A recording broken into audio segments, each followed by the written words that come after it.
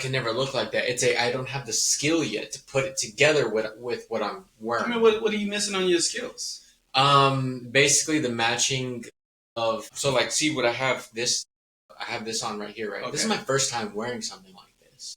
So this is like me having to do research, believe it or not, on how to wear this. So this is tucked into some navy blue pants. Yeah, slacks. With a timepiece, even though that this is like a digital watch going on right now.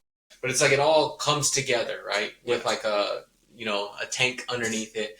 That's not a style that I used to have. Yeah. It's something that I had to look into and go, what do I actually like? Yeah. Because I didn't even know this was out there like that. Okay, so I want to implement the coral color into my repertoire. I just don't know how to introduce it. Because if I do it, I'm just going to be coral from head to toe, like shoes all the way up to shirt. You haven't probably seen some super cool flashy colors with schematic. Like some people will have the shoe for specific color attire, so that when they're stepping out, they're never missing a beat. But you're saying you're afraid because you don't have like a dressing eye. You probably haven't had somebody that's giving you like game on what you probably should put together and what you shouldn't put together. Have you had like any kind of consultant around the clothing at all? No, none. What I'm used to wearing, because I didn't really care about it too much this past go around. I do have my phases, right? Yeah. At first, it was all about just like a regular jean and then a regular shirt. Yeah. No design, nothing. And then it was anime design jean or shirts with jeans. And then it morphed into just like athletic wear. All I wore was Adidas athletic wear. And then that was like a full year of me doing that. And then after that, it was wearing button-ups. And then after that, I was wearing polos. So it's like I usually have a theme that I gravitate towards. And now it's kind of changing a little bit to kind of incorporate that old money type of look. Because I just like how it looks aesthetically. Yeah. And I don't know if you're familiar with like this style of suits and how the fits work with you, as far as there is a look called a classic look where it's like straight and the pant leg goes straight down. We wear in 2024, 25, we wear the slim cut or like a slim or taper jean. For our age group, I would say I agree with you, but the kids nowadays make fun of that type of look. You know, it's slack. Yeah, no, man, but they don't know what they talking about. They don't know what they're talking about. I mean, they probably are wearing skinny jeans now, like where we probably what baggy. Oh, that's early 2000s. Like we've been there. Fun of us for is the skinny jeans. Anything skinny or tight fitting, that is not the wave. I don't even know what's happening. The new wave, the new wave is baggy. Is something that looks like it has a couple folds on it, all the way down to the ankles. They don't even know what they're talking about. They're gonna start thinking this is fashion, but this is just po people. Like when I was growing up, I had the hand-me-down, so I had to cuff my waist of my pants. That's not today. You would have been cool. Oh God! And don't let me like tell you what their story is, because it's just like I got limited access to this, whereas they live it every single day. But I mean, it's like a cycle thing, right? Because people that are maybe older than us would say, "Hey, that used to be the story with the bell bottoms and the, you know what I mean, a looser, more comfortable fit." Yeah. I mean, I can only relate it to something that I know very well, which is cars. It always goes from a round car style, because it's futuristic, to a edgy, cutting-edge body style, is all edges, because that's a racer look. And then it goes back to the round style, because it's all futuristic. So it just keeps, it's cyclic. That cycle. Yeah. That cycle. The Volkswagen, I saw old school Volkswagen, the one with, it's just that hot dog looking, old school. You're talking about the wagon. The bus? Yep. Yeah. Yeah. Have you seen the new one? That's what I'm trying to say. Is that they brought it back out. It's round. Super round. And it looks futuristic. It looks futuristic. But then, as many people probably know, in a couple years, it's going to be old news. It's going to be another, fad. But there'll always be those people that still like hold on to those cars. Like you probably still see the old versions of those in people's parking just because they can't let it go. The memories. Yeah. Talking about trends, man. Let's talk about real estate trends here. I mean, I took a little peek at the market as I always do for Danville specifically. What you seeing, man? What are you looking at? I mean, some of the data that's being provided is just like things are getting held on to a little bit longer. I don't want to say picky, but it's just like there's probably not enough of them willing to actually buy right now. And it's kind of reflecting in maybe the story really to tell is that there's more sellers trying to sell that are not actually getting their homes sold in the specific area than the yesteryear. But it doesn't mean that, you know, everything's super bad just because something is trending in a certain direction. Because it's like, was it better this year or last year? That doesn't necessarily mean things are about to crash, like everybody keeps saying, or that this is the best time to X, Y, Z, A, B, C. It's like you don't know that. No, you don't. There's a famous saying in real estate, like if I had the crystal ball. Yeah. I mean, when you're saying that people don't know, but at the same time, what are your feelings? What are your senses of like what's the temperature like and where we're headed? And I mean, if you did peer into the future, what does it look like in your eyes? I have a very biased opinion about this because of anecdotal evidence from my personal buying and selling life, which is it really doesn't matter at the end of the day. It really doesn't matter. It's about what pain do you want? What's the actual pain you want to feel? Because you're going to have a pain. It's just, are you used to that pain? I'm just saying. Because I bought in the worst time to buy, quote unquote, and I sold in the worst time to sell, quote unquote. Yeah. But by me doing that, everybody else was so worried about that I actually gained a pretty hefty profit from a short period of time. And it's like most people have to wait 5 to 10 years to gain almost $100,000 on their property, but I got pretty close in like less than 2 years. So it's like, what pain do you want? Was it a pain at some point? Yeah, it was. There was plenty of pain points on there. But it was all logistical, and I'm okay with logistical. I can get around logistical. I could take my time to find logistics, because logistics take time to figure out. Now, some people may not want to do that because they have limited time and they don't want to spend their time figuring out logistics of it, and they just want to maximize the amount of money that they could take for their property. But it's like, if you follow that to the extreme, it's keep it forever until the day before you unfortunately leave this plane and go on to the next. It's like, that is when you'll get the most money. If you really want to know. Not everybody can be Roger and just jump in and make a success of the situation. I'm pretty sure you didn't just go in blindly. You had ideas around what you wanted to do and how you can kind of get around, like you said, logistically around some of those like hardships that came along the way. When you were going through what you were going through, when you bought your property, was it a plan or did it piece together in a way that was just happenstance? Yeah, I want to be very careful about this because a lot of people will say, well, you just said it was luck. I mean, it's well-placed luck with a skill multiplier. And what I mean by that is the ability to pick out at the time, because I wasn't an agent when I bought. At the time, I was able to pick out people using a scale that I developed through paying attention to mentorship programs, buying mentorship programs, and just kind of being able to identify key characteristics in a person that would make me want to work with them. I ran the agent through my lens, through that filter, determined that this is the agent I want to work with.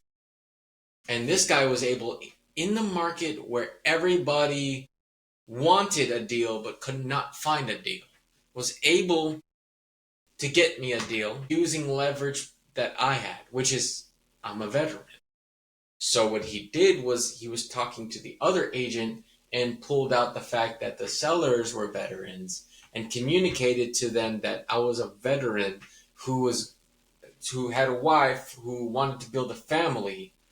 And then when that knowledge got passed on to him, it got reflected to the sellers, and the sellers said, hey, we got higher offers than what you got, but I want to give it to you because I want to put you in the scenario that we were in, which was we got lucky to be able to get into this house For the same reason I'm going to give you the house. And you're going to live in it, build your family, and then you're going to want to move out. And that's exactly what happened. Because we ended up having a kid and moving out and going to a place where I needed to go that had better opportunities for us. And that's literally exactly what happened. But none of that would have been possible if it wasn't for an agent who not only cared, but had the skills and the characteristics to put everything together. Did the market have a play in this? Yeah, negatively. It negatively had an effect on this whole scenario. But because of him, I was able to get what I got, the house that I got, and actually go through living in it. You're speaking about and selling it. You're speaking about the fact that in the market that you were shopping in, the 2020s, the 21s of the world, you're shopping aggressively with other people that are overbidding, and you're 100%. competing with people that probably have 20% down. Mm-hmm. Is that what you're talking about? 100%. And it was like, when I say that too, people would be like, "Oh, you definitely were lucky if you got it on the first try." No, I didn't say it was the first try. I said that the skills that he had was to be able to communicate to me that this wasn't, like in this market, this wasn't going to be a one and done. We're not going to go to one house, put an offer in and get it right away. He said, "Roger, if you're prepared to look for the house that's correct for you and also correct for the market and your financial situation and also align with you as the buyer, I'm down to look. I'm down to look with you." But I said, "Yeah, okay." So it took about 5 tries. And when I say 5 tries, I don't mean like one house a month per month. No, this was compact. This was like one after the other, after the other, after the other, after the other. And no, you're going to have to come in X amount, tens of thousands of dollars over. And it's like, whoa, for this place? Mm-hmm. And that's when I ran into that scenario where that seller could have easily made more money, but he wasn't selling for the money. He was selling because he was doing the pay it forward thing. And so that's why I'm asking you. Not everybody can be you in this situation where you have a story to sell to a seller that identifies exactly with you, and the opportunity was aligned for you to acquire the asset. But I'm talking about before you went shopping, did you have any idea or plan around what you're going to do with the asset? Or is it just like, I'm just going to bring my family, we're going to live in it, and that's that? Or did it mature, evolve, develop into, I'm going to hack the house, I'm going to get income from rentals, and I'm going to ride this out for however many years until I deem it right to sell and kind of cash out, make some money on that? For the past like 5 to 10 years, that's all I could think about was owning a house in order to house hack it, and then buy additional rental properties after that. Okay. So it's like I've always picked up books and read and researched and since I was a young adult. And so it was a loose plan around it until I got all the way up into the purchase of the house, and then the plan started solidifying a little bit more. And that's when I did the whole route of turning, each one of the rooms, because it was a 4-bedroom, turning each one of the rooms into somebody to stay with me, and being able to pick the correct people, because that's the right people, so much so that they became lifelong friends that I hung out with. We always did some type of barbecue almost every weekend. It was amazing. It was amazing. And it's like, it's almost a fantasy situation where people would not believe it. Like, I was just going to tell you, I mean, at the surface of it, it's like the idea is not just luck, but there's a lot of luck involved to making that you have a great experience at something like that. But it also takes a forethought. There's planning involved to make something like this kind of fall into whatever ideal or dream that you had. It's not just happenstance. It wasn't something that was just conjured up. You went in with a plan. You implemented it. You got people that were great, people that were not too big of a headache. I'm imagining that there was some kind of disagreements here or there, or learning curve. Naturally, there's probably, or maybe that's a fairy tale as well, and maybe it was just perfect and you didn't have any of those hiccups. Yeah, didn't really have any of those hiccups. And that's why I'm telling you that not everybody can be you in this situation. Mm-hmm. But when you're talking about people in the open market, the woodworks that come and buy, and this is just being practical about it, we've already climbed 30, 40, 50% of market value in the last 6 years. Do you still think that there's higher highs, even if the market rate or the interest rates were to go lower? So, interesting question, and I think I've done enough talking here, and I feel like after seeing you preparing what you did, my goodness. I think you should definitely tell us what you think. Let me think about it, because at the same time, being in the business, I have a perspective, an optimistic perspective, because I'm biased about the industry, and I want to, make sure that I'm doing well in the industry. So the biased version of myself says this is something that at a flip of a switch, things can continue to be a positive outlook. Mm-hmm. All we have to do is X. But that's naive. It'd be irresponsible for me to even say that I want that to happen, because I actually have to ask myself if there's a realization of the market sustaining itself today in the current conditions, with interest rates coming back down and prices continuing to climb because buyers come back out into the market. We're selling people's futures away, because a mortgage is just the time frame in which you have to pay off a property, right? 30 years, 15 years, typical mortgages, right? Mm-hmm. But if we're adding more dollars and we're packing it into a loan because we're lowering the interest rate, so meaning if a buyer comes and says, I'm willing to pay $100,000 more for it or $50,000 more for it, and that continues to be the trend, when are these people going to pay off their mortgages? Because they're going to buy it now at a high interest rate. The opportunity may come to refinance it. But that refinance is going to happen, and then the price of the property is going to go higher. I mean, we're at $1 million nearly for every home in California, like $800,000, like $800,000 on average. It used to be like 5. Yeah. And that was like 10 years ago. Which is not, I don't want to say okay as a write-off, but I want to say it's almost okay in a way where we got to go, well, that's just the reality of it. So now we have to figure out routes around it. And the spoils will go to the person who figures it out faster. Which is different avenues, like, I don't know, seller finance and all these other things where you want to capture somebody's debt at their percentage, debt, at that interest rate. And it's like, well, I don't want to have to. Okay, well then don't buy. Wait. Yeah, don't buy. There's strategies. There's your answer. There is going to always be a revolution. A revolution meaning like a cycle of people buying and selling. That's not going to end. Real estate doesn't stop. It may slow down, but it doesn't stop. Hands change, or the holder of the card change. And that's going to be a consistency forever. So if you don't figure it out, somebody else will. People that survived the 2008 real estate market crash, they survived it and they thrived. They've sold their properties and made probably double or triple since then. And it's about strategy. It's about overcoming the obstacle. It's about having creative outlook rather than just the straightforward look. You mentioned seller financing. Other than seller financing, just the idea of it, there's layers. There's layers of it. It's not just a one-stop shop to this. It's very dimensional, and you have to be creative. You have to be open-minded. But it kind of brings me to the thought of, if the market, what you looking for, sir? Now I was going to bring up the fact that there's a whole book, and I think I got it up there, or maybe it's in that box right there.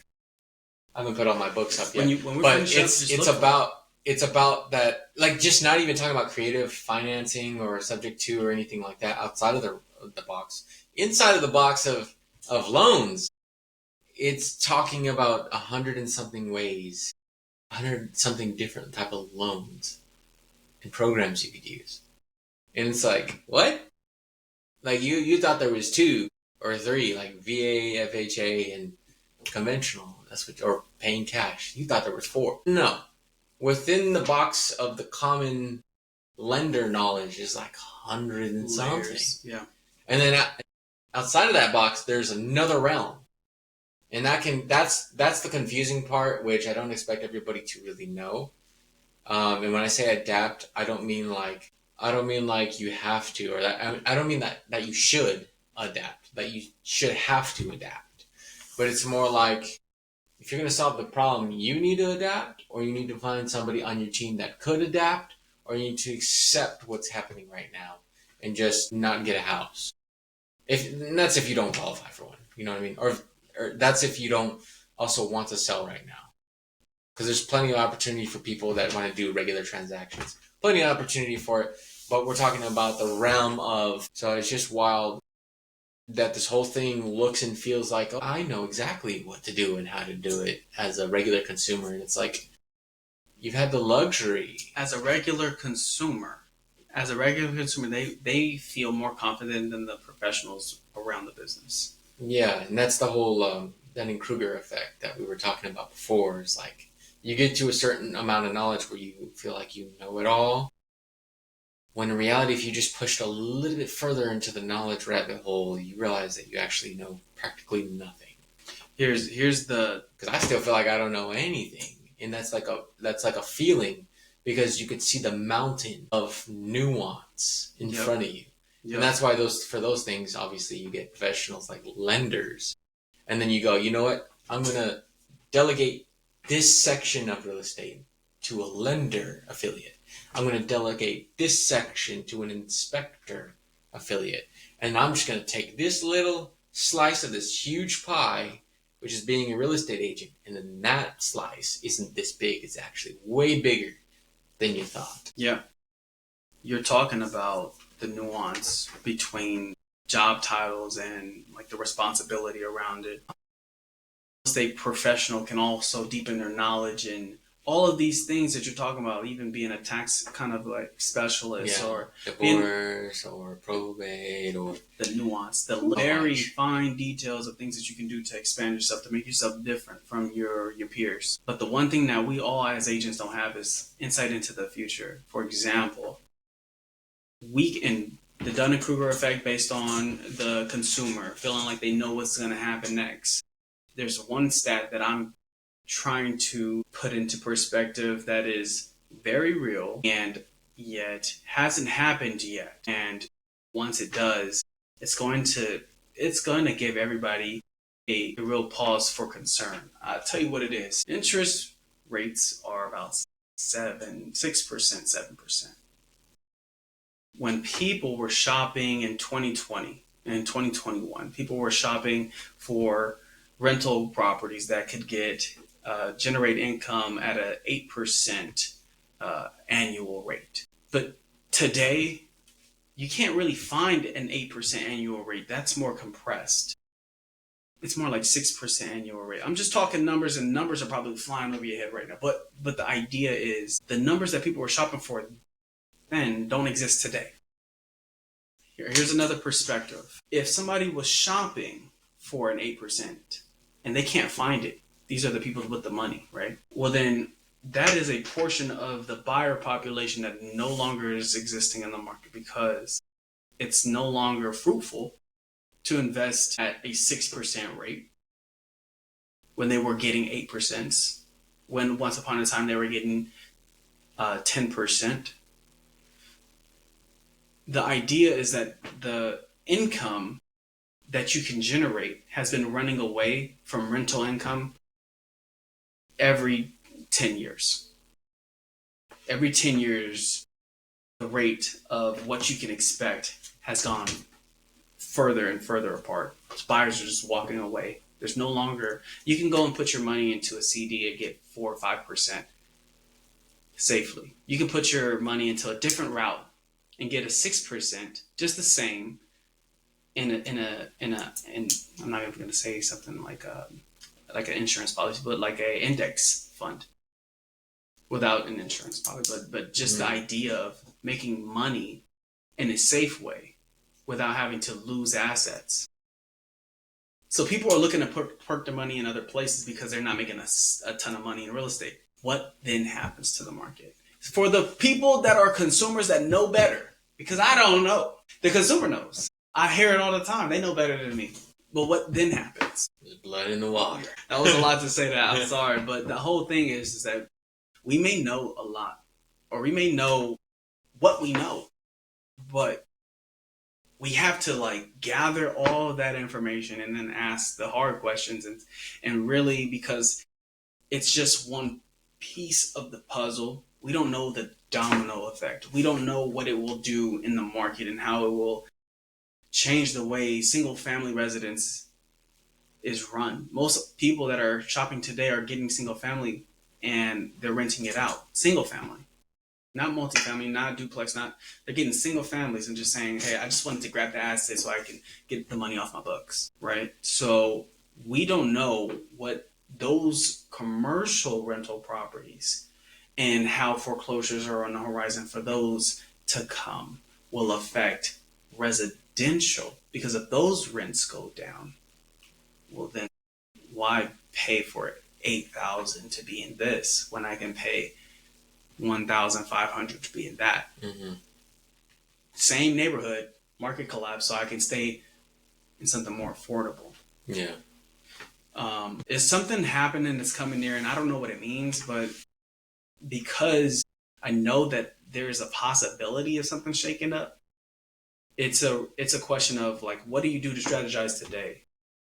Are you able to withstand that storm when it does come due? And it's not going to be shopping wishful thinking. It's going to be shopping with a strategy in today's market that's going to get you at peace, sort of say. What say you? That's it's like simple as that, because a lot of people are like, oh, there's nothing wrong with real estate.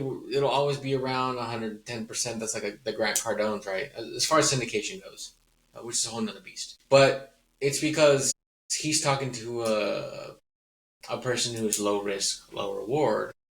Him being the high risk, high reward. So it's kind of funny because he's high risk, high reward, but trying to get people that are low risk, low reward into his operation. And so that's probably why a lot of people don't really like him, because it seems like he's a snake oil salesman by doing that mismatch of characteristics. And I won't comment on that because I don't know too much about the inner workings of his business, but just from a personality standpoint. But I say that and I bring that up is because if you are a high risk, high reward person, then you're going to have to wait and pounce on the right moment, or else the high risk part kicks in where you might lose everything.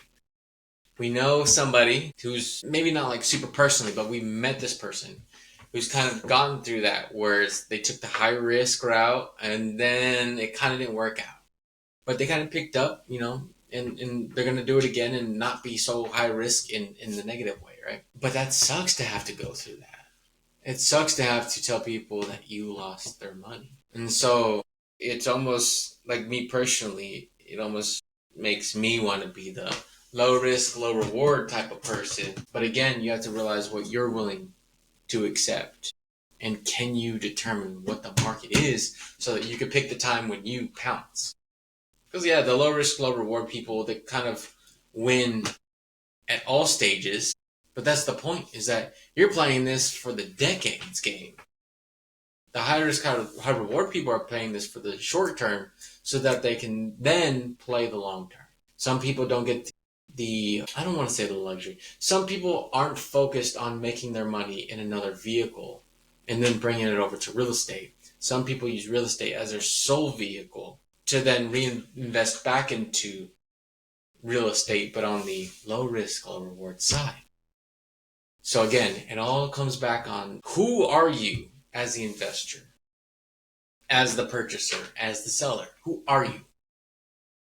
Block out all the noise from everybody else who isn't your personality type. And all you have to do is look at their actions. What are you buying, Grant? What are you selling? What are you selling me? Does that align with the type of person that I am as far as the actions I want to take and the time period that I want to play this game in? Does it align? No, so I'm not going to believe you when you say, I'm for the person that wants to play the long game. But you're not. Character. Yeah. But you're not playing the long game. You're saying you're going to play it, or that you're going to help somebody play the long game. And so that's kind of like my take on this whole thing that we call real estate. It's like we can kind of sit here all day and kind of give like blanketed, and we haven't done that, by the way. We haven't given any blanketed advice. None of this has been advice for somebody, because you can't. You have to sit one-on-one with the person and figure out what is their goals, what are their needs. Yeah. And individually, everybody's different. They have different things that they're looking for. And if I'm not a match for you, it's up to me to be the professional to say, we're not the right match. You're playing this game. I don't help people play that game. I'll refer you out to this person, but that's not my game. And if you got somebody in front of you that's like, I'll do it, yes. And then they go to another person who's completely opposite, I'll do it, yes. That could be a red flag. It also depends too, because if you're somebody that's trying to get a professional for a super budget, then you want that person that has no specific niche, that has no specific specialty, that has no specific flag planted in a ground anywhere. You'll take anybody. When you're trying to get a cheap service, you're telling me that you're willing to take anybody that has a license that says they're a real estate agent. Which is fine. Because that works. It does work. Like, we can't lie. There's people out there that get discount agents. They buy their house and sell their house, and they get it. But then that goes down the rabbit hole of something called a false positive. Well, they try to do it the next time, and all that money they just saved on that first time, they lost it on the second time. Or they lost the time. They're like, oh, I saved money. It took you 5 times as long. And we're not talking 5 times one day. No, we're talking 5 times 5 cycles of you listing the house. Which could be anywhere from typically a 30-day to 120-day. You're willing to do that 5 times and call that a win? You can always get more money. You can't get more time. Okay. You're speaking too much facts, yeah, man. it's like that's your priorities. Your priorities is money over time. That's why we don't align. So you do need that discount agent. Am I right? You got people uneasy right now. They feeling like you're attacking them, but good. The truth, because they ain't the right ones. Speaking hot fire, and the truth hurts. Yeah, the truth hurts. But hey, man, some people want to live in Delulu. It's a safe place. Safe space. God bless them. It's easy to get in there. It's hard to get out. Oh, man. Yeah. Bless their hearts. It's like, what do you do, man? I mean, a little bit of delusion is good. A little bit of delusion, and then checking for evidence, and then seeing the evidence and going, okay, acknowledge it. Cool. This is the right direction. That's acknowledgement. Most people don't know how to get out of that. They don't even know how to do that first step. And then acknowledgement is how you realize maybe I've been lying to myself. Yeah, that's called accountability, though. That's you asking for too much. We've talked to a couple people, friends, family, in the past week, who's had extreme accountability, and they have done some crazy stuff. Wild work, man. That I'm proud of. I'm proud to know. And I'm like, how are you doing this? I mean, I know how because you told me, but it's not a common thing. And you're like, I can't believe that you did that in the. It's like I can't believe in the most positive sense of it, because I'm really happy for them. I'm excited. It makes me feel excited. I want to flip this table right now because I'm like, man, you literally took the belief. Because, that's like a subset of delusion, is being able to believe in the process, in yourself, and whatnot. They took that, paired it with accountability, and created a monster in the best way possible within themselves, and it gets me fired up. Look. Gets me fired up. Man, you're supposed to be. Because what it does, not just for the individual, but for the people around them, it just sparks a flame, like you're talking about being fired up, man. It reignites or ignites or kind of amplifies what you already have going on. And by the way, not everybody's going to feel that. Like, whatever success that you find, not everybody in your circle is going to feed off of that. And that's some of those things where you take it like you want the people around you to be like bouncing off you and grow with you and go with you. But don't take it personal if they don't, because not everybody can go the places you're going to go. Not everybody's going to be able to turn the page because that chapter in their life is done. They're probably still in that phase. So just feel positive, feel okay. Yeah.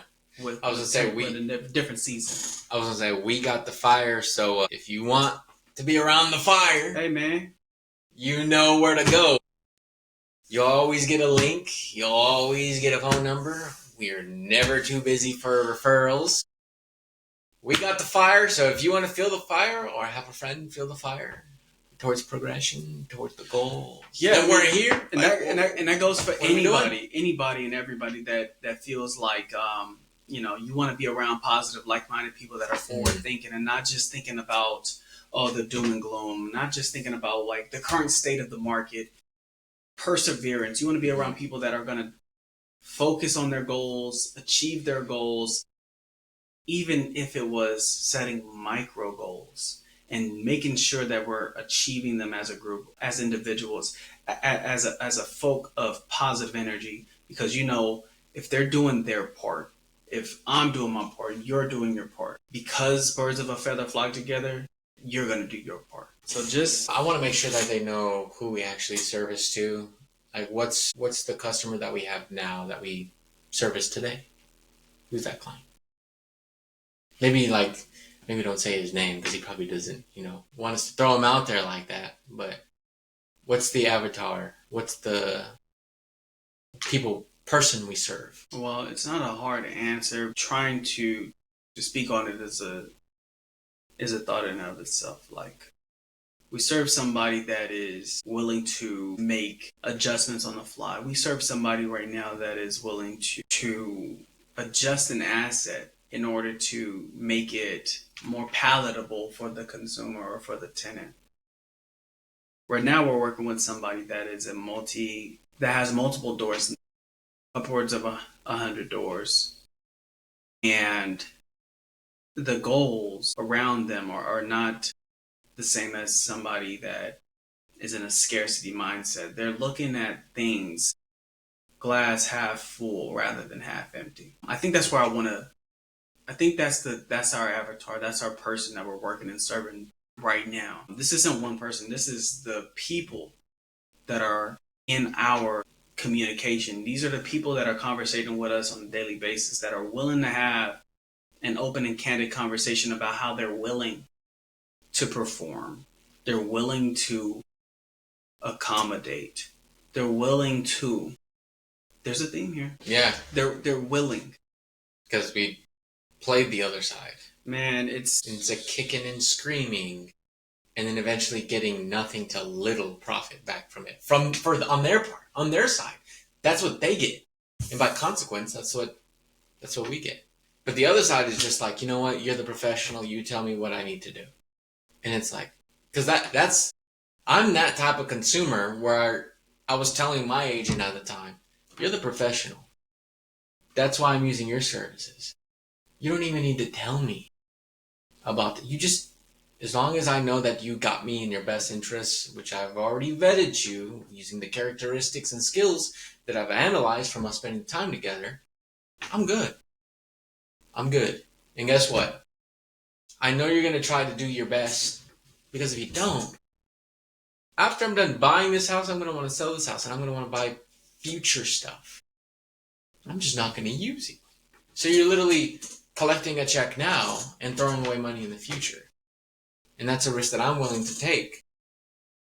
Because if I don't do that, then I'm going to get stuck with somebody who's quote-unquote mediocre, quote-unquote a bad actor, quote-unquote whatever you want to say they are. The route that we're going down is the relationships route. Every day that I do this, more understanding I get around it. Because, I'm going to be honest, sometimes, in the beginning, I got into this path that we started, and I was thinking, this doesn't feel like this doesn't make me happy. And I couldn't really explain it. I didn't know how to articulate it, but I just felt like there's something here that just doesn't make me motivated. But the more I did the calls, by the way, we cold calling. We on the phone. We doing the dirty work. Not everybody got that. Yeah, and usually the industry is like, oh, call 3 people today.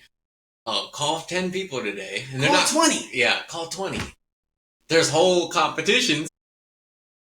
200 There's people. whole competitions within brokerages to call, what was it? Some low number? Whatever it was. You're like, I don't want to say. I don't want to throw people underneath the bus. I get it. You don't want to do that. Maybe it's because I'm no longer with them. But this is the point, is that the standard is so low on cold calling that it becomes like a token, like a thing that you glorify because it's so rare. Or it's a spectrum thing actually. It's either like super, oh that's so cool you do, or you do that, you're that type of agent? Oh, you must be a beginner. Get out of here with that. What are you doing? Dude, I've had this, by the way. When we went to that party, and I don't want to roast. I'm not going to say any names or anything like that. Not bad. There's a newer agent than me, right? Yeah. I consider myself new still. I'm new. Yeah. Newer guy, right? Talking to me like a cold call. Yeah, what are you doing?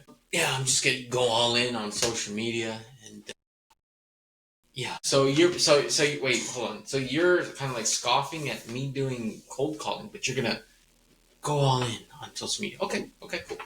So how are you gonna approach that? Like, what does it look like? What does it mean? What does it look like? Are you gonna go for organic and throw them into a funnel so that you can go ahead and convert on the back end? Like what? Well, okay. You know what? I'm just gonna leave it alone.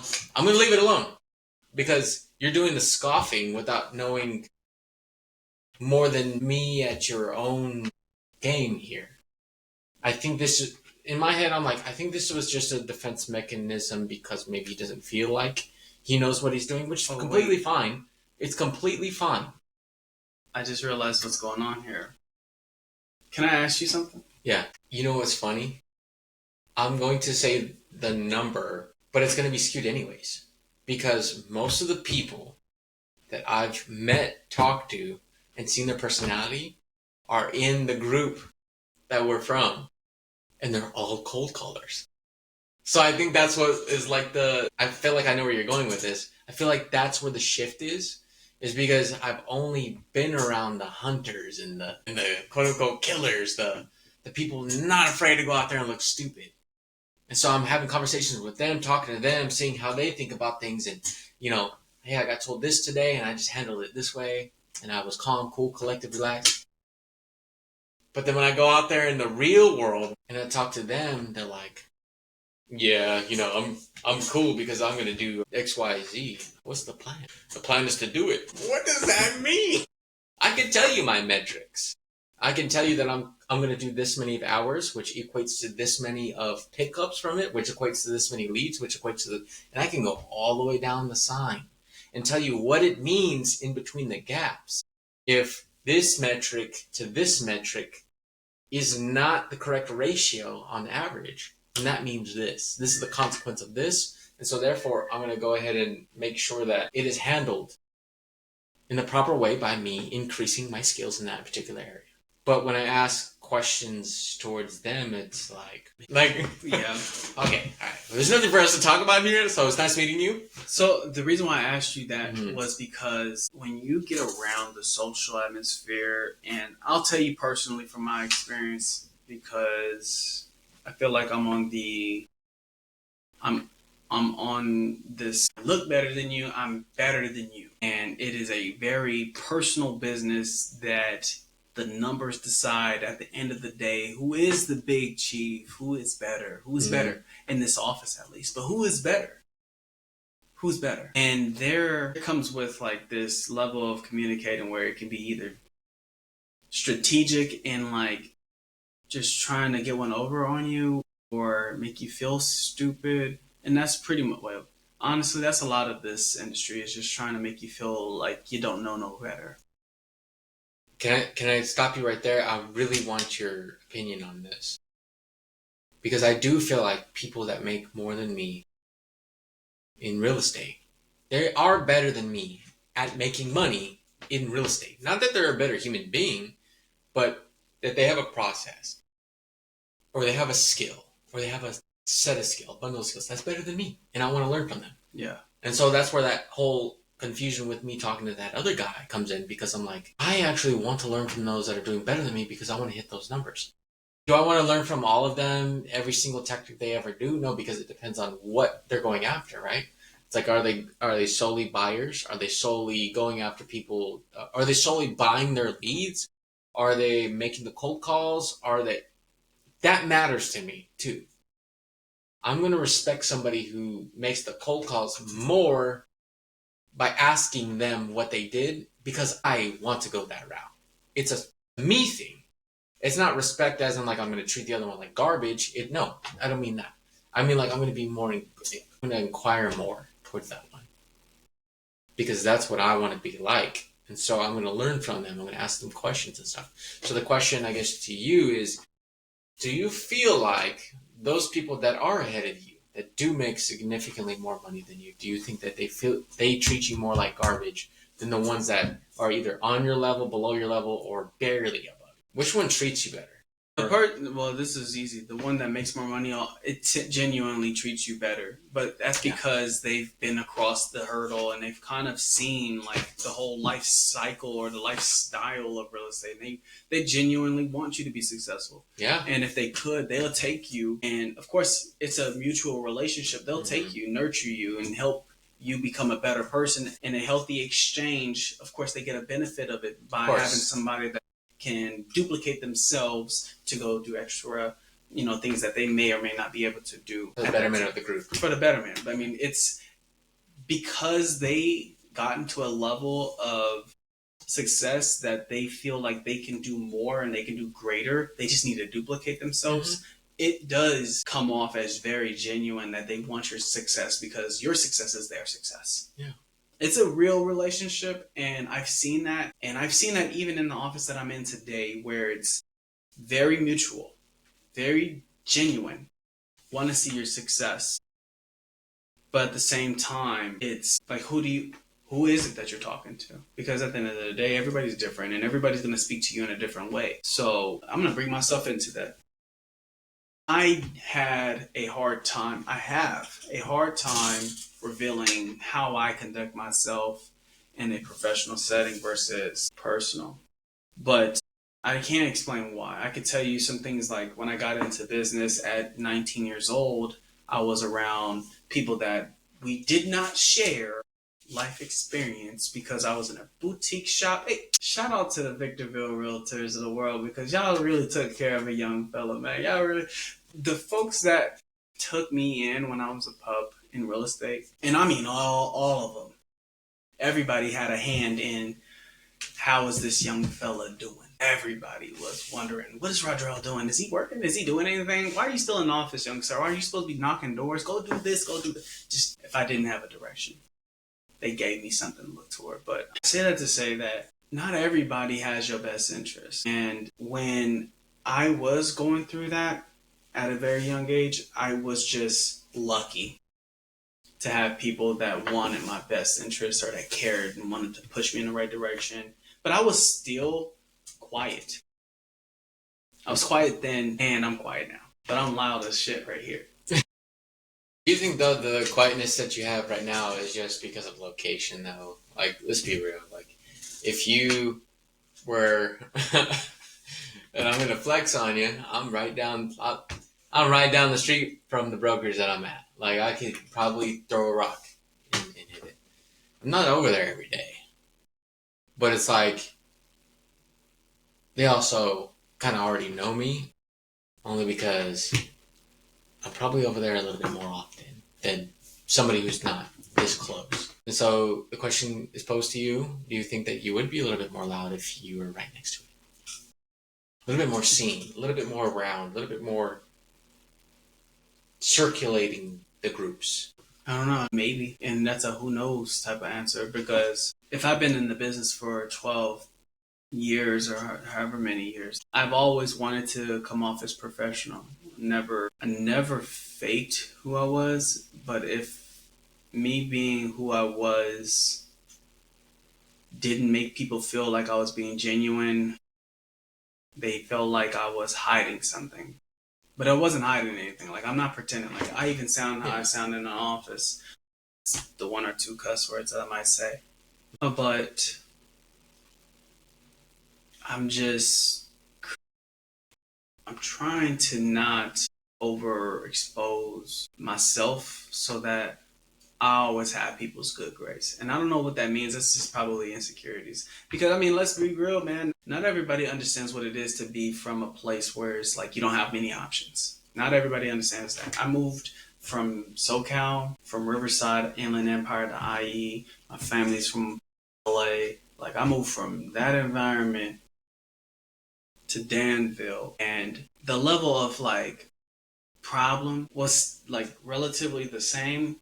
Relatively, because where in the IE I might have gone into some riots, which, okay, I can fight, I can do that all day, every day. I'm fighting just to get breakfast.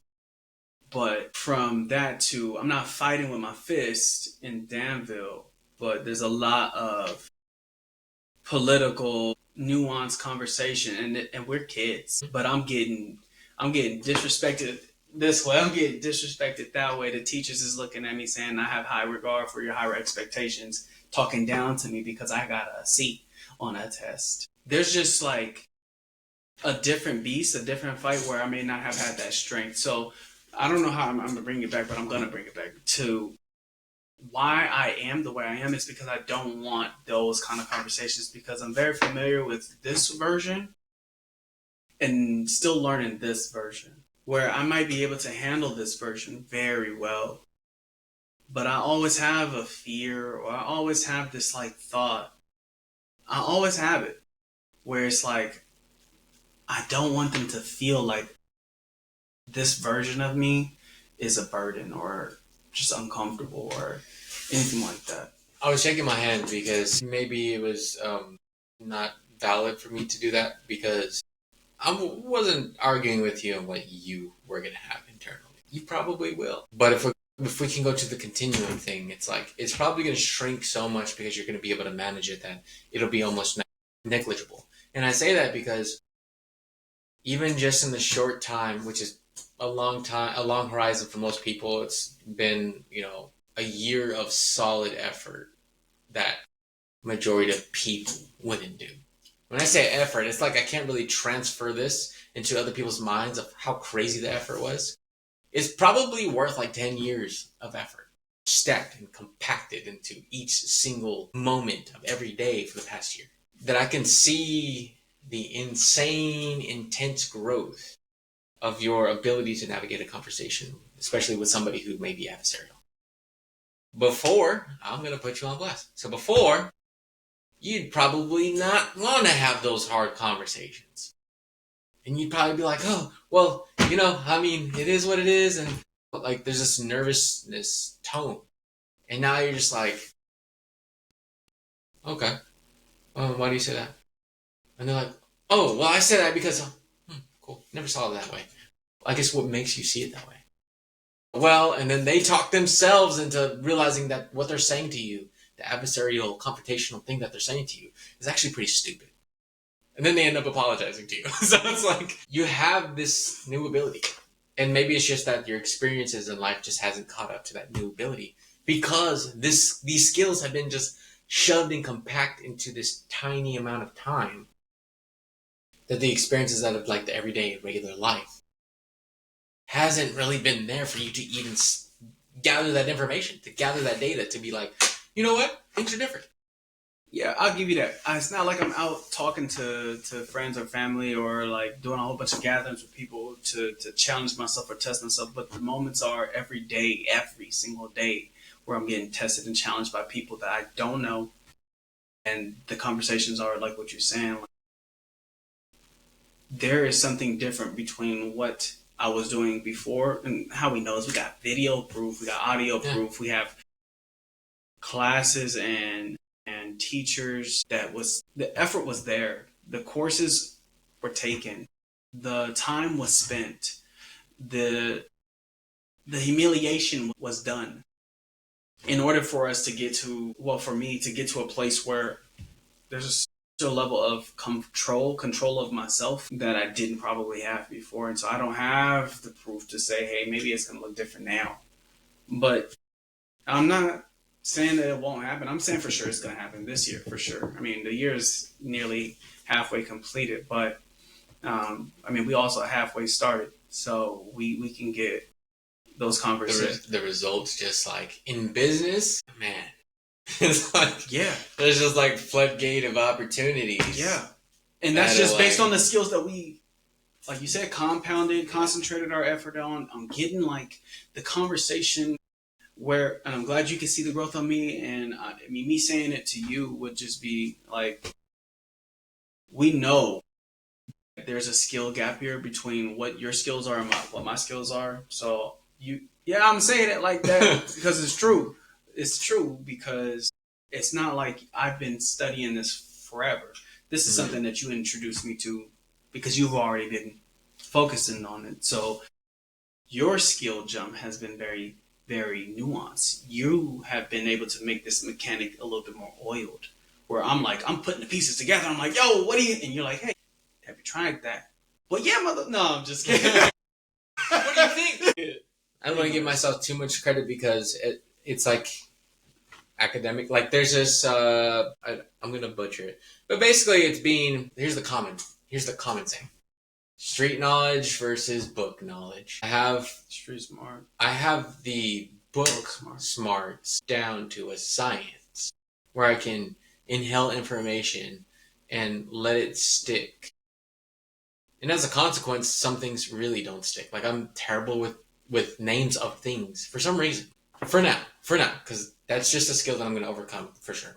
But it's like these nuanced things I have to say no to, and these nuanced abilities that everybody probably has, like cooking meals or anything like that. It's like I purposely don't do it because I'm trying to save all that limited space for things that will help me bound forward in such a crazy way that it's like, how is he moving so fast? It's like, because I said no to so many things. So many normal things. But the skill that I'm lacking is the ability to put it into practice so that I can learn what it feels like to use the knowledge. I mean, again, we've done a lot of effort, a lot of crazy amount of effort, but I don't have the ability to learn that crazy nuance at the speed that I can learn the book nuance. Right. So it's like, I'm still good at it. I'll give myself that pat in the back. I'm still good at doing the material in like a good structured pace, structured way. But man, if I could just do the speed of actual iterating the material. Yeah. I give it to you. I don't know what I sound like, but I do hear like recording playbacks, and I sometimes feel like, who is talking? Like I feel that about myself, so I don't know what other people might hear. And I always write down, like, even when I put somebody in the trash, for example, if I have a call and I tell them no, like, we're not a good fit, or they tell me no, but I handle the call so well, I'll do this thing where I'm like, I put a note, trash bin, great call. No, I'm sorry. You got to the answer right away. I got to my answer. I got what I was looking for out of the call. I go back to listen to the call. I'm like, wow, that's how you tell someone no. Because it was such a great moment. Mm-hmm. I need that as a proof or a record. Yeah. I've done that. Yeah. Do it again. And when I'm going through these moments, I probably don't take them. I take them for granted because I'm doing the work and I don't understand what I'm doing. I'm just doing it. And so when I say I might not be good at X or Y or whatever it is, I do it, but I probably don't give myself enough credit that I am pretty good at speaking pretty fast or moving on the fly. Yeah. But I don't know it. I'm doing it. I don't acknowledge it. I'm in the moment. But I do need to spend more time on those calls, going back and listening and seeing like why I am where I am right now, where you feel like there's a huge night and day experience where you're like, Redrell, when I first met you, you were talking in fucking parables. I have those recordings still. No. I have them from day one. I'm like, man, I wonder how many, like, I always joke about it to myself, like, if I am speaking the way I'm speaking now, and I got to where I am today, who are people working with? Like, Before. yeah, like, I'm grateful who I am today. I'm talking to people in a way that is, like, really structured. There's a purpose. We're going somewhere here in this conversation, and we're going to get there.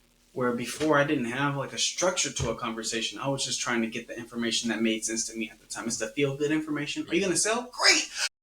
They're going to do it! And now what would you do? Man, I'm looking to... The answer to that is the unpopular one. Disqualify. It's like anybody can say they want to buy, but what is the real goal here? Yeah. Oh, yeah.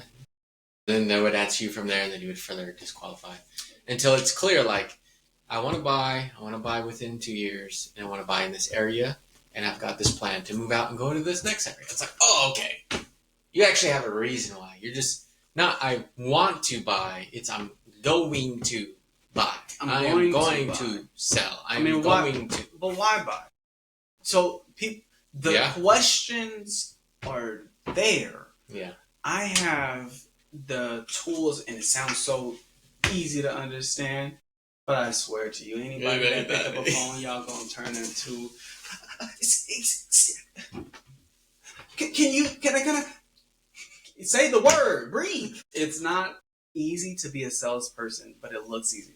People that you see on TikTok, and you flip through a TikTok sales pitch, and you might see people that are doing stuff, and it's so easy. Well, they're just saying the same thing that they said the last time. Nope. It's different. Every time.